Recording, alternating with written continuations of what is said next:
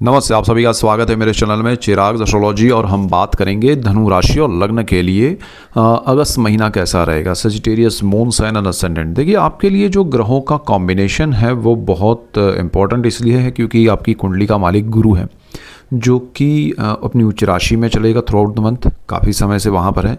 दूसरी तरफ आपका शनि जो है वो गुरु की दूसरी राशि मीन में है और वक्री स्थिति में आया हुआ है, तो वो एक चीज़ है। तीसरा आपका शुक्र जो है वो कुंडली में कन्या में, उसका मैंने डिटेल वीडियो दिया है, नहीं देखा है तो देखिएगा। वो नीच राशि में रहेगा पूरा महीना, वो 2 सितंबर तक, यानी कि अगस्त 1 से 2 सितंबर, तो उसका डिटेल वीडियो दिया है। मंगल का एक ट्रांजिट हो रहा है 3rd हाउस में, अरे तीसरी राशि जो कि मिथुन है उसमें, जो अपने उच्च राशि पर दृष्टि योग करने वाला है मकर पे मंगल।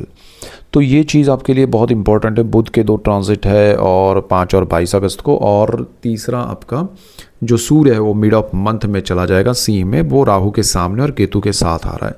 तो कॉम्बिनेशन ज़बरदस्त हैं, और राहु केतु अपनी जगह पर जहाँ बैठे हैं वहीं पर है, शनि अपनी जगह पर है, तो ये बहुत इम्पैक्टिव है। तो आपके लिए सजिटेरियस वालों क्या चीज़ें हैं, तो सुख भाव में आपका शनि वक्री स्थिति में है, और ये स्थिति दूसरी तरफ राहु आपके 3rd हाउस में बैठा हुआ है, जो साहस पराक्रम का है। तो हम कंबाइंड कॉम्बिनेशन के रिजल्ट समझने की कोशिश करेंगे। आपके लिए कहीं से आपको सपोर्ट मिल रहा है तो वो है आपकी इनर पावर। आपको ये मंथ में आपके इंट्यूशंस को फॉलो करना चाहिए, आपकी इनर पावर को फॉलो करना चाहिए। आपको जहाँ से ये हो रहा है कि ऐसा कुछ हो सकता है, ऐसा कुछ मुझे लग रहा है, तो उसको थोड़ा ऑब्जर्व कीजिए और उसको फॉलो कीजिए, उसको अवॉइड मत कीजिए, उसको छोड़ मत दीजिए, क्योंकि आपको बहुत कुछ पाना है। तो ये मंथ में आपके लिए अच्छे समय का कॉम्बिनेशन चल रहा है। हम बात करेंगे कि कहाँ आपको छोड़ना है, कहाँ चीज़ें ध्यान रखनी है, लेकिन बहुत अच्छा ये है कि आपका सुख भाव है, वहाँ पर वक्री स्थिति में शनि है, और वहाँ पर उच्च दृष्टि करने वाला शुक्र है, और उसी सुख भाव का मालिक गुरु जो है अष्टम भाव में पैतृक संपत्ति, पितृ अकल्ट, उसमें उच्च स्थिति में बैठा है, और उसके दृष्टि योग भी है। तो कॉम्बिनेशन वाइज आपको सुख की अनुभूति होगी ये मंथ में।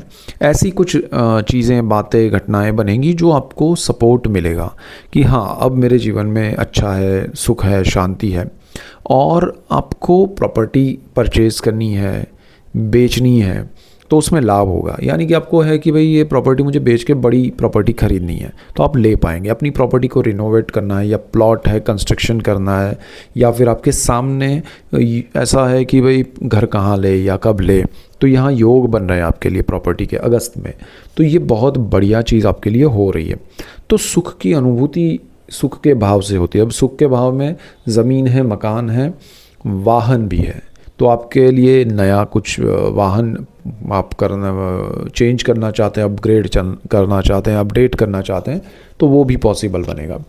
यहाँ पर आपके लिए पितरों की संपत्ति में जो कुछ अगर डिस्प्यूट्स चल रहे हैं, सपोज़ आपके पर्सनल चार्ट के कॉम्बिनेशंस ऐसे हैं कि जहाँ डिस्प्यूटेड प्रॉपर्टी हो सकती है, तो उसमें अच्छा एक परिणाम मिलेगा, और पितृ जो हैं वो आपको उसमें सहाय करेंगे। यानी कि पैतृक संपत्ति के कार्य में पितृ के आशीर्वाद भी मिलेंगे, और शॉर्ट आउट होकर वो अच्छे से आपके लिए कुछ मैनेज होगा, जहाँ आपको खुशी मिलेगी, आनंद मिलेगा, सुख की अनुभूति होगी। यहाँ माता का भी भाव है।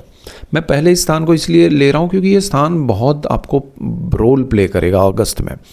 तो माता के ब्लेसिंग्स मिलेंगे। माता के लिए अगर आप कुछ करना चाहते हैं तो वो भी आपके लिए अच्छा है, और माता से आपको लाभ है, आपसे माता को लाभ है। और अगर आपकी मातृभूमि, आप जहाँ आप दूसरे कंट्री में रहते हैं, दूसरे स्टेट में रहते हैं, दूसरे शहर में रहते हैं, और अपने गांव कभी गए नहीं हैं, अब वहाँ जाना चाहते हैं काफ़ी समय से, वहाँ कुछ आपके कार्य अधूरे हैं जो आप दिल से करना चाहते हैं, जो आपके हृदय से जुड़ी हुई बातें हैं, वो सारी आप कर पाएंगे। तो यहाँ आपके होम टाउन या बर्थ प्लेस से आप रिकनेक्ट होंगे, और वो चीज़ आपको सुख देगी, आपको बहुत अच्छा लगेगा। तो यहाँ आपके लिए ये समय उस तरह से अच्छा है। ये आत्मा का और दिल का भी स्थान है, तो आपको दिल की खुशी मिलेगी। इसलिए मैंने कहा इंट्यूशंस, जो के अंदर जो आत्मा है वो आपको गाइड कर रही है कि भाई ये करो, ये मत करो, जो सही है वही गाइड होगा।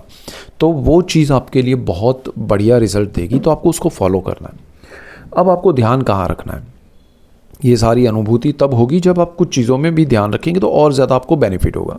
कर्मस्थान में शुक्र नीच राशि में है, राहु आपके साहस पराक्रम में बैठा हुआ है और केतु आपका जो है वो आपके लिए जहाँ बैठा है वो भाग्य भुवन है और सूर्य वहाँ आ रहा है और राहु के सामने सूर्य मिड ऑफ मंथ में आएगा 1 अगस्त से। तो शुक्र नीच राशि में आपके कर्मस्थान में, तो जो अगर आप बिजनेस कर रहे हैं, जॉब कर रहे हैं, वहाँ पर शुक्र का आना नीच राशि में आपका डाइवर्जन क्रिएट होगा। मतलब आप डाइवर्ट हो जाएंगे, अरे छोड़ो ये सब काफ़ी समय से हम कर रहे हैं, बहुत कमा लिया या बहुत काम कर लिया, अब कुछ अच्छा ऐसा करते हैं कि लाइफ में सेटल होना चाहते हैं, बैठ जाना चाहते हैं, कहीं ऐसा हो कि भाई काम होता रहे और हमारा सब चलता रहे और कोई स्ट्रेस ना रहे।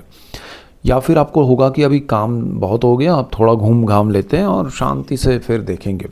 तो ये जो थॉट्स है वो ज़रा ध्यान रखने लायक है, आपको उसमें नहीं उलझना है। 1 महीना अब तक आपने रेस्ट नहीं किया है, भागे हैं, बहुत सारा काम किया है, तो 1 महीना और कर लीजिए। अदरवाइज़ क्या होगा कि ये डाइवर्जन आपके अब तक की मेहनत को थोड़ा उसका फल जो है उसमें कमी लाएगा, तो वो चीज़ ना हो। दूसरा, आपका शुक्र जो है वो आपके सोर्स ऑफ इनकम का मालिक है। यहाँ आप बैठेंगे, चाहे आप बिज़नेस कर रहे हैं, जॉब कर रहे हैं, वो और आपकी इनकम का सोर्स कम हो जाएगा।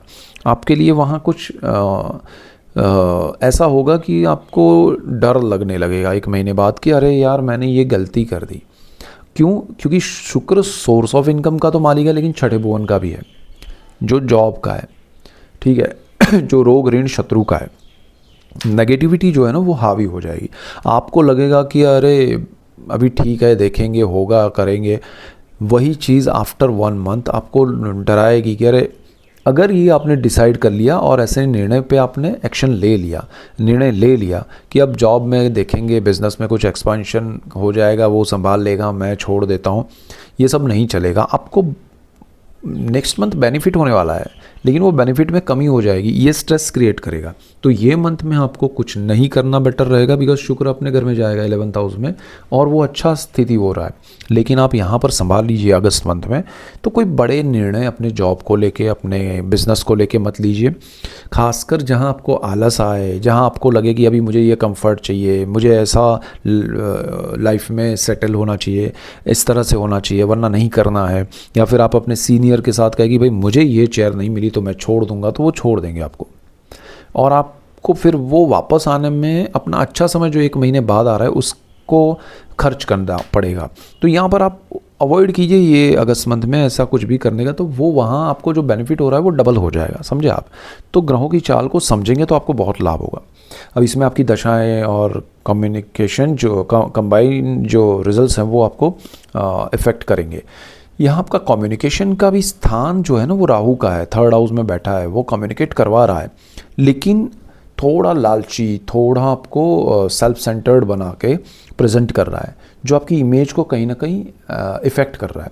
तो आपको क्या करना है कि भाई मुझे ये मंथ में अपने आप को थोड़ा डाइल्यूट रखना है, थोड़ा साइलेंट रखना है, थोड़ा खामोशी से चलना है, लेकिन जो करना है वो मतलब जो कर रहा था अब तक काम, जो चल रहा था काम, उसको मुझे नहीं छोड़ना है, उसको करते रहना है, तो ज़्यादा बेटर रहेगा। नए साहस, नए वेंचर में विदाउट कैलकुलेशन मत जाइएगा।